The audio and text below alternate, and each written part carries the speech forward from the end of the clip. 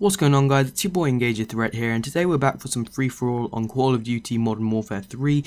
Pretty much I mashed together two different matches. We got some free-for-all on Dome and then some free-for-all on the map Seatown, which I decided to put together. In this one I'm using the PP, the UMP with the rapid fire and silencer, and then in the other one I'm using the PP90M1 with a silencer. So that's pretty much my gun setup. Today what I wanted to talk about was pretty much DLCs. Now my last video was on the brand new January DLC with the maps Piazza and Liberation. Today I wanted to talk about what I would like to see in particular in the upcoming 9 months of DLC with Modern Warfare 3. So one thing that I've been wanting to see in DLCs for any Call of Duty game for quite some time now is new guns. Now in that trailer for the Liberation and Piazza map packs, Robert Bowling did actually say that it's not out of the question to have new guns and stuff like that in the DLCs, so that's pretty awesome. Now in terms of what actual new guns I'd like to see, the first one I'd like to see is the AK-74U.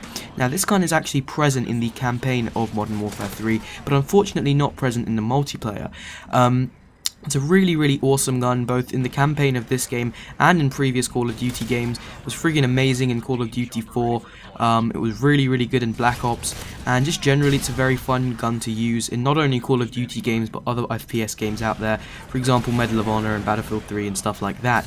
The only thing I'd have to say is if they were to bring the AK-74U from the campaign of Modern Warfare 3 into this multiplayer, I guess the SMG class would be a bit too overpowered, because, you know, in terms of what the SMGs you get the MP5, the UMP, which is friggin' powerful, you get the PP90M1, which is friggin' powerful, you get the P90, which is friggin' powerful, you get the PM9, which is pretty much shit, and then you get the MP7, which is by far the most powerful gun in the game. So if they were to chuck the AK-74U into that lineup, it would be a very powerful class, if not overpowered. But I guess if they were to put it in, they should probably put it in, I'd say in between the PM9 and the MP7, because it's a really good gun. Now the next category of guns that I'd like to see are the shotguns. I'd love to see the M1014 make a reappearance in the Call of Duty franchise in an upcoming DLC. So if you guys don't know what the gun is, it was in Call of Duty 4. It's a semi-automatic shotgun. It had pretty long range, low clip size, but you know, pretty decent stopping power and damage, and kind of okay bullet penetration. It's generally a very fun gun to use, and I'd love to see it in this game, because in my opinion these shotguns are awful. The entire shotgun class is absolutely terrible in this game, and I just find that, you know, all of it is just, again, absolutely terrible. You know, in the shotguns in this game you get the USAS 12, which is just about usable, you get the KSG, which is awful, the Spaz, which they completely nerfed in this game, it's absolutely terrible, the AA-12, which is, again, completely nerfed and horrible, the Model 1887s, which have definitely been nerfed and are absolutely horrible. So I'd love to see the M1014, because it would be a very nice addition to, again, the pretty awful shotgun class in this game.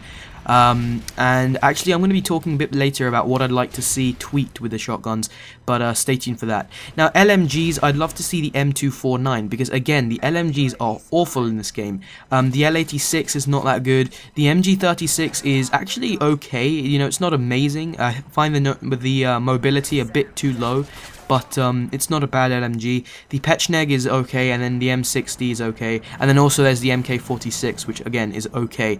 I'd love to see the M249. It was a really popular gun in Modern Warfare 1, I believe, so Call of Duty 4, and it's just a really fun gun to use, and it would be nice to see it in the LMG lineup. Now in terms of assault, oh yeah, one other thing I'd like to say also is that I'd love to see the RPD. That was a freaking awesome gun in Modern Warfare 2, by far my favourite gun in the game, and obviously my favourite LMG, so I'd love to see the RPD in this game.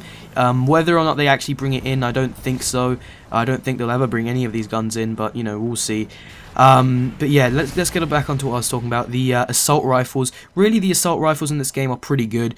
You have the M4, which is good. You have the M16, which is okay, and again, I'll talk about that later. You have the SCAR, which is pretty good. You have the CM901, which recently got nerfed in a patch, which is kind of okay now. If you chuck a grenade launcher onto that, you get really high rate of fire, which is good. You have the Type 95, which is a beast. You have the G36C, and then you have the ACR, the MK14, the AK-47, and then the FAD.